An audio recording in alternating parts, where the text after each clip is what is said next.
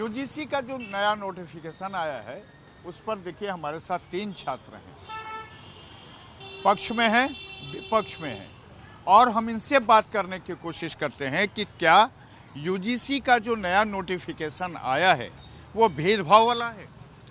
ये भेदभाव, ये कुछ ज़्यादती ऐसा नोटिस आया है, ठीक है, कि अगर मान लें इसमें प्रोविज़न इसका क्लियर होना चाहिए था कि ठीक है। अब कई बार क्या होता है कि हम लोग जैसे देख रहे हैं, डे टू डे देख रहे हैं कि मुकदमे का जो खेल चल रहा है, कई बार हम क्या करते हैं कि इसको दुश्मनी के वजह से किसी पर झूठी आरोप लगा सकते हैं। लेकिन अगर सरकार इस पर प्रोविज़न करती है, अगर किसी व्यक्ति ने किसी ओबीसी वर्ग का है या SC ST का है, अगर किसी ने उस पर सामान्य वर्ग पर अगर उसने लगाया है आरोप और आगे चल कर के कोर्ट में अगर ये गलत प्रूफ होता है कि ये कोई पिछले दुश्मनी रंजिश से लगाया है, तो उसको उसके ऊपर फिर क्या एक्शन है। लेकिन आप ओबीसी समाज से हैं, लेकिन आप ओबीसी समाज क्या इस कानून का स्वागत करता है? नहीं, ऐसे हम सब स्वागत नहीं कर सकते हैं कि ऐसे कानून को स्वागत कैसे करें। जो इसमें क्या, मुझे क्या सामान्य वर्ग से कोई दुश्मनी तो नहीं है। हाँ, अगर मेरे पास भेदभाव होता और मैं अगर करता हूँ तो ये अलग चीज़ है। ये तो ऐसे भी है कि भेदभाव अगर किसी के साथ होता है और कर देता है तो ये अब क्या नॉन अवेलेबल है या क्या है इसमें, इस चीज़ को तो देखने के बाद अभी डिटेल इस चीज़ को समझेंगे, उसके बाद इस पर हम ज़्यादा जानकारी के साथ चर्चा कर सकते हैं। लेकिन फिलहाल अभी जो है कि अगर इसको देखिए कि अगर दोषी प्रूफ नहीं होता है तो फिर उसका क्या एक्शन मिलेगा। वो जो क्या नाम हुआ आप? सौरभ कुमार। जो किस जाति से हैं? ओबीसी से। ओबीसी से हैं। हमारे साथ देखिए यहाँ हैं एक और स्टूडेंट लीडर हैं, हम इनसे बात करते हैं कि जो नोटिफिकेशन आया है वो भेदभाव वाला है। सर, ये भेदभाव से भरा है, भेदभाव वाला नहीं है, भेदभाव से भरा है। हिंदू समाज को पूरे तरीके से जातियों में बांध करके वोट की राजनीति। पहले तो आप SC ST का बात किए, अब उसमें ओबीसी समाज को डाल दिए, उसके बाद दिव्यांग को डाल दिए। एक तरीके से पूरी तरीके से जनरल कैटेगरी को बचा। आप ये बताइए कि भेदभाव नहीं रहता तो पहले उसमें जांच का प्रावधान रहता। अगर मान लीजिए कि हम पे कोई एलिगेशन लगा, कोई बोला कि गाली दिया, मारपीट किया, या वैसा कोई जाति सूचक जो है वो शब्द बोला, जो कि हमको तो नहीं लगता है कि ये तो नियर टू इम्पॉसिबल है कि 2025 ख़त्म होकर हम लोग 2026 में हैं। और यूजीसी का क्या काम है? यूनिवर्सिटी में समन्वय बनाना काम है। यहाँ एग्जामिनेशन होता नहीं है, एक सेमेस्टर का एग्ज़ाम होता है साल भर पहले। आज तक जो है पटना यूनिवर्सिटी का बात देखा जाए तो जो एक साल पहले सेकंड सेमेस्टर का एग्ज़ाम हुआ था, थर्ड सेमेस्टर के एग्ज़ाम के लिए लड़के आज भी जो है प्रोटेस्ट करने पे उतारू हैं। बात समझ रहे हैं? तो ये पूरे तरीके से ये भेदभावपूर्ण है। और जनरल कैटेगरी के बच्चों को ये गवर्नमेंट चाहती है कि हथियार के दम पे अपना एग्जिस्टेंस समाज को बताएं। मान लीजिए कि अगर हमारे पे एलिगेशन लगा, ना जांच होगा ना पड़ताल होगा, हमको उठा लिया जाएगा, बेल नहीं होगा, हम क्या करेंगे? अब जाहिर सी बात है कि अगर किसी भी तरीके से दिमाग में है, हम जेल में तो अच्छे आदमी नहीं जाते हैं, हम तो नहीं जाना चाहेंगे जेल, बिल्कुल नहीं जाना चाहेंगे। लेकिन किसी कारणवश अगर हमको जेल भेज दिया गया उठा करके, तो हमारा दिमाग क्या करेगा? हमारा वातावरण जैसा मिलेगा वैसा दिमाग करेगा। क्या आप भी सहमत हैं इनसे? जी, मैं बिल्कुल सहमत हूँ इस बात से। आप देख सकते हैं कि सरकार ने जो कानून लाया है उसके अंतर्गत देखे होंगे कि फिर 2016 में क्या कानून था। अगर कोई SC ST का वर्ग का अगर बच्चा किसी सामान्य वर्ग पे अगर कोई आरोप लगाता है और अगर वो झूठा साबित होता है तो उस पर जुर्माना लगाया जाएगा। लेकिन ये क्या किए आप?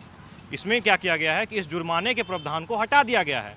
आप खुलेआम तौर पे, मैं भूमिहार जाति से बिलोंग करता हूँ, कोई भी OBC का हो, SC ST का हो, या इनफैक्ट दिव्यांग को भी अवॉइड किया गया है, वो क्या कर सकते हैं कि आप उस पर डायरेक्ट झूठा आरोप लगा सकते हैं, मुझे अपराधी बनने के लिए मजबूर कर सकते हैं। लेकिन यूनिवर्सिटी यूजीसी तो ये कह रही है कि ये भेदभाव हटाने वाला है। आप अगर भेदभाव हटाने की बात कर रहे हैं तो इसमें जांच का प्रावधान लाइए। प्राइमा फेसी के तहत आप किसी को अरेस्ट कैसे कर सकते हैं? आप देखते होंगे कि समाज में भी अगर किसी पे मुकदमा दायर हो जाए तो वो बच्चा क्या, उसके पूरे खानदान पे इतना प्रेशर पड़ जाता है कि वो अपने आप को आगे बढ़ाना का नहीं सोचता, वहीं फंस के रह जाता है। आप अगर किसी बच्चे को किसी तरह के मुकदमे में, पढ़ाई में इसका असर होगा या फिर जो चुनाव वगैरह छात्र संघ का होता है उसमें भी होगा? आप पूरे तरीके से पढ़ाई के साथ साथ छात्र संघ, मान लीजिए कि हमको चुनाव, अगर सपोज करते हैं कि हमको यूनिवर्सिटी चुनाव लड़ना है, स्टूडेंट्स यूनियन इलेक्शन लड़ना है, हम पे कोई एलिगेशन उठेगा, कोई मान लीजिए कि जो मेरे साथ का ही है उसको भी चुनाव लड़ना, वो उठेगा कि किसी भी तरीके से अगर केस हो जाता है तो ये तो नियम है कि आप चुनाव नहीं लड़ सकते हैं, वो उठेगा हमारे ऊपर, कोई एक मुकदमा कर देगा, हम जेल चले जाएंगे, वो मुकदमा झेलेगा। अब ये समझिए कि भेदभाव तरीके से यूनिवर्सिटी में भी भेदभाव करने वाला ये कानून है। अगर ये कानून आता है तो यूनिवर्सिटी में भेदभाव ऐसे होगा, मान के चलिए कि अब जनरल कैटेगरी के बच्चे डरे सहमे हुए रहेंगे कि भाई हर चीज़ के लिए कि हम हमारे ऊपर कोई इल्ज़ाम नहीं लगा दे। तो एक तरीके से भाईचारा को ख़त्म करने वाला भी कानून है। जो लड़के हमारे साथ बचपन से पले बढ़े, हम उनसे सतर्क रहेंगे, वो हमसे सतर्क रहेंगे। तो एक तरीके से पूरी तरीके से जनरल बच्चे को जो है दबा करके। और आप मानते हैं? नहीं, एक चीज़ हम इसमें ऐड कर दूं कि मौजूदा जो सरकार है, ठीक है, ये सिर्फ ओबीसी वर्ग को टेम्पटेड करने की कोशिश है। पूर्णतः इसमें कहीं कुछ नहीं है। इसमें ये ओबीसी वर्ग के जितने नौजवान हैं इस झांसे में नहीं आने वाले हैं, छात्र वर्ग। कारण कि ओबीसी वर्ग को एक तरह से यूनिवर्सिटी में जो क्लास प्रोफेसर सब है, जो मंडल की तरह बांटने की साजिश है। ये बांटने की साजिश नहीं इसको कह सकते हैं। कि मौजूदा सरकार क्या करते हैं, अभी तक जो ओबीसी क्लास जो है मौजूदा सरकार पर तरह तरह की सवालें उठा रहा है कि उसके रोटेशन प्रणाली के तहत जो उसका यूनिवर्सिटी में जो प्रोफेसर का नियुक्ति होता है उसमें सीट खाली रह रहा है।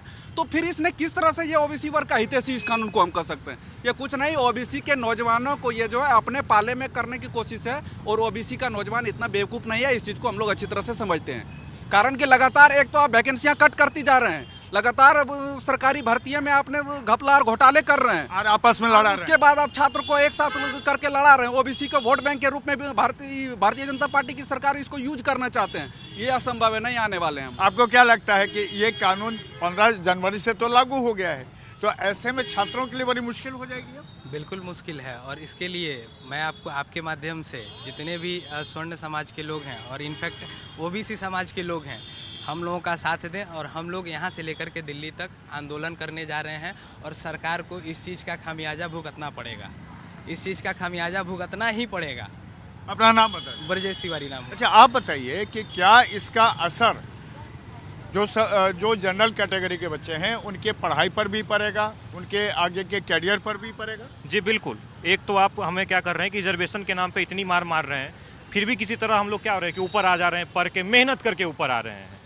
फिर आप क्या कर रहे हैं, जब हम ऊपर भी आ जा रहे हैं, मान के चलिए कि हमने NIT MIT में एडमिशन ले लिया, वहाँ क्या कोई कर रहा है कि हमारे ऊपर आरोप लगा दे रहा है, हमारा सारा पढ़ाई लिखाई वहाँ पे व्यर्थ हो जाएगा, हम मुकदमा झेलेंगे वहाँ पे। आप ही बताइए कि अगर किसी पे मुकदमा हो जाए, क्या वो बच्चा अपना पढ़ाई कंटिन्यू कर पाएगा? तो आप लोग क्या मांग करते हैं? हम यही मांग करते हैं कि आज जो हमारे सवर्ण समाज के प्रभुत्व नेता हैं, हमारे जो सवर्ण जाति पे भोज ले लेते हैं, आज उनसे मैं आग्रह करूँगा कि अपनी चुप्पी तोड़ें और जो हम लोग यहाँ से दिल्ली तक मार्च करने वाले हैं उसमें हमारा प्रतिनिधित्व करें और हमारा जीत दिलाएं। अपना नाम बताइए। मेरा नाम आदित्य हुआ। देखिए, हमारे साथ ये तीनों छात्र हैं, छात्र नेता हैं, और इनका सीधे तौर पर यही कहना है कि जो UGC ने नया संशोधन किया है उस संशोधन से छात्रों की कोई भलाई नहीं होने जा रही है, बल्कि छात्र जो एकजुट होकर काम कर रहे थे उनके बीच में इससे बंटवारा आएगा और एक दूसरे के खिलाफ लोग संदेह की नज़रों से देखेंगे। कैमरामैन शाहनवाज के साथ प्रशांत झा, जी मीडिया, पटना।